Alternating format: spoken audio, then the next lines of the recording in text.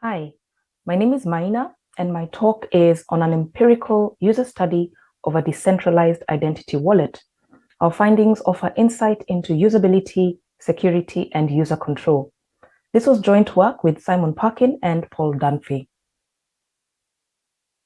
Much of our lives has moved online, and as a result, we need to identify ourselves online. And there are a number of challenges that face this process, including the risk of identity fraud, but additionally, the fact that the user lacks control over the collection and use of their personal information. User-centric technologies work to address this by focusing on improving privacy for the user. We see examples with the European digital identity, as well as offerings from companies such as Microsoft. The identity wallet gives users control over the transfer and disclosure of personal information when identity is federated across online services.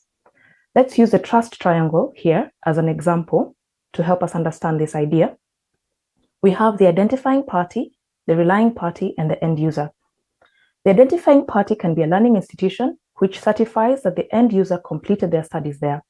The relying party could be a potential employer who wants to verify this information about the end user. With the identity wallet, the end user could prove that they were a student at that institution and be able to control and therefore choose not to share other information with the relying party.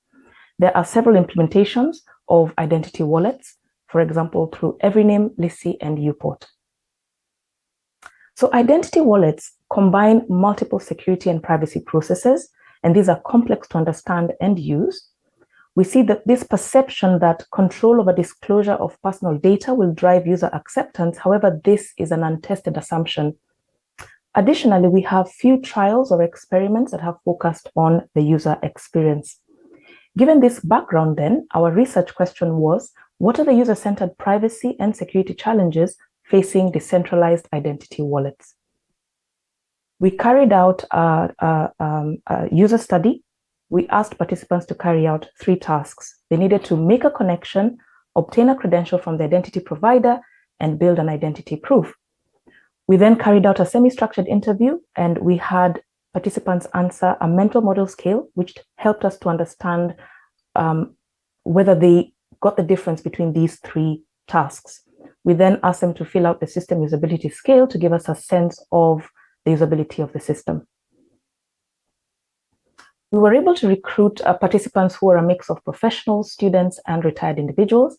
We had 15 male and 15 female participants. 17 were based in the US and 13 were from the UK. And we needed participants who had an Android phone version 10 and above. Looking at our results, we'll just highlight some of our key findings. We identified interesting insights around the user journey issues. For example, with the use of QR codes, this was a challenge for participants. Issues around, for example, focusing the phone camera or being able to identify that they needed to be on the identity wallet app rather than the phone camera to capture information. We identified misunderstanding regarding security and privacy. For example, users were unable to distinguish or were confused by the credential versus the decentralized identifier, DID. We also found that users were uncertain around device switching, not knowing whether they should be carrying out a particular task on the identity wallet, at the identifying party, or at the relying party. There were also authentication challenges because participants had to authenticate themselves using a password. So in cases where we had alphanumeric characters, this proved a challenge in terms of just identifying where particular keys were across different keyboards and environments. Other results we found with the SUS an acceptable score at 71. However, we want to highlight that this still shows that there is more work needed. Looking again then at the qualitative results, this is just to give us an overview of some of what we found. So if you think about then security, privacy, and trust in decentralized identity, we identified 4 themes. We have current challenges with identity. We see certain assurances participants had about the identity wallet service, their expectations of the identifier, as well as them examining the stakeholders and their roles and trying to understand that. So I'll touch on a little bit of this in our results.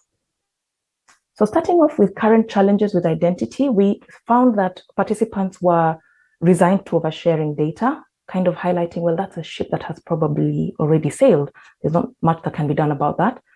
We also saw that some participants were comforted by the fact that they were asked for a lot of information, thinking it doesn't happen as often, or that they had some control over, in a physical context, for example, being able to hand certain information to, someone that they can see in front of them.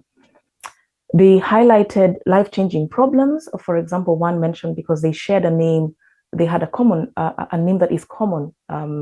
They highlighted that this, their name came up on a kind of watch list, and that caused delays when they were trying to make some purchases.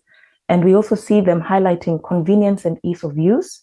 For example, just highlighting that there have been improvements. Processes used to take a week, for example, but now they take less time. Looking at the assurances about the identity wallet service, users did not perceive that they were in control, right? They instead thought that the identifying party or the relying party had greater control in that scenario. We see them highlighting a fear of bad actors, just thinking, oh, we're just going to see a new breed of hackers coming up.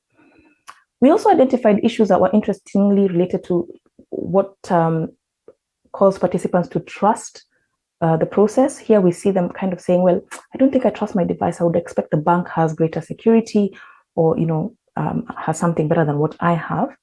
And they also like the fact that there was this separation of concerns, the fact that the identifying party would not know that they've provided information to the relying party. That was something that some participants appreciated.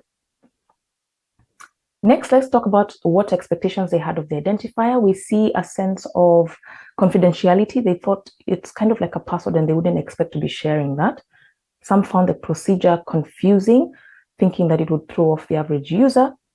Identifying the identifier and coding their identity, they expected that it would have information about their address, their date of birth, just linking it to what is familiar to them with other material that they would use to identify themselves.